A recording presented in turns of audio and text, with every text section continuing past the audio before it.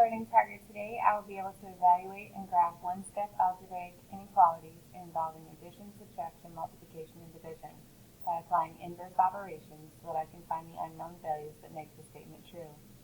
I will also be able to solve problems involving evaluating expressions in and out of formulas by applying the order of operations, evaluating exponents, writing expressions, evaluating equations, evaluating and graphing inequalities, and identifying and applying properties so that I can prepare for the Unit 4 assessment. I know I have it when I can have success on the color activities, or mazes, and reveal my pixel art pictures, and also complete page 15 independently. Today in class, we took a quiz on algebraic equations, and then we had choices of several activities to get us prepared for our unit assessment. Your homework is page 15. You must show work.